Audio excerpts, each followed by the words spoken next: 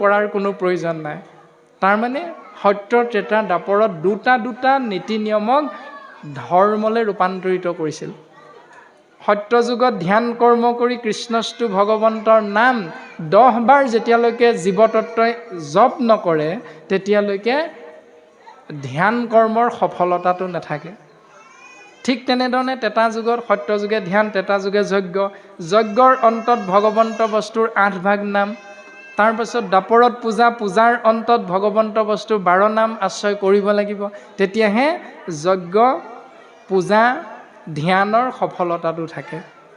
আৰু ঠিক তেনেধৰণে শ্ৰীমন্ত শংকৰদেৱ সংঘ নামৰ সমাজভাগীৰ বিপৰীতে যিবিলাক সমাজ আছে সেই সমাজবিলাকত যেতিয়া নাম বস্তু আশ্ৰয় কৰিবলৈ যায় তাৰ প্ৰাক মুহূৰ্তত সেৱকসকলে পুৱাতেই এটা নিয়ম পালন কৰে, সেইটো হ'ল মুণ্ডন। নামতকৈ আগত কৰ্মটো কৰে, সেইটো হ'ল মুণ্ডন। তাৰ পাছত নাম আশ্ৰয় কৰিব, কিন্তু তাৰো আগত দ্বিতীয় কৰ্মটো আশ্ৰয় কৰে, সেয়া হ'ল ভোজনী। মুণ্ডন আৰু ভোজনী আগ হয়, তাৰ পাছতহে নাম, 3 নম্বৰতহে নাম আহিল। কিন্তু শ্ৰীমন্ত শংকৰদেৱ সংঘ সমাজত কেৱল নাম বস্তুৰ চৈতন্য ৰূপ হ'ল যিহেতু ভকত, সেইকাৰণে প্ৰথম ভকত সেৱা। যিহেতু ভকতে নাম বস্তু আশ্ৰয় কৰিব, তাৰ পাছতে ভকতৰ দ্বাৰা নাম বস্তু চৈতন্য প্ৰকাশ হয় এই সংসাৰত, আৰু তাৰ দ্বাৰাই জীৱতত্ত্বৰ শ্ৰৱণ কীৰ্তন মহাভক্তিৰে জীৱন ধন্য কৰে যাক শাস্ত্ৰসন্মতে ভাগৱত ধৰ্ম।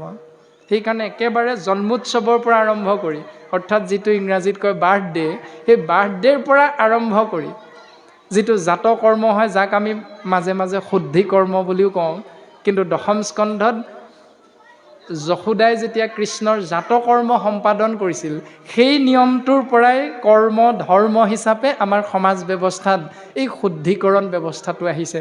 কিন্তু প্ৰকৃততে শুদ্ধিকৰণতকৈ জাতকৰ্ম ব্যৱস্থাটোহে শাস্ত্ৰসন্মত যেন আমাৰো অনুমান হয়। যেতি সন্তান এই সংসাৰত জন্মগ্ৰহণ কৰাৰ পাছত তাৰ নামকৰণ জাতকৰ্ম, এই ব্যৱস্থাটো।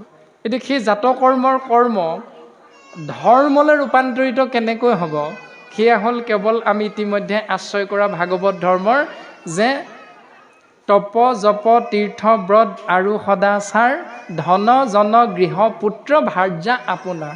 ধন জন গৃহ পুত্ৰ ভাৰ্যা আপোনাৰ সমস্তকে শুদ্ধভাৱে অৰ্পিলে কৃষ্ণত, যদি শুদ্ধভাৱে তাক আমি কৃষ্ণত অৰ্পণ কৰিব পাৰোঁ, তাকেহে বোলয় ধৰ্ম মহাভাগৱত, তাৰ নামেই হ'ল মহাভাগৱত। আৰু প্ৰমাণ হিচাপে অজামিল উপাখ্যানত অজামিলৰ 10টি পুত্ৰৰ একেবাৰে কনিষ্ঠ পুত্ৰৰ নাম ৰখা হৈছে নাৰায়ণ।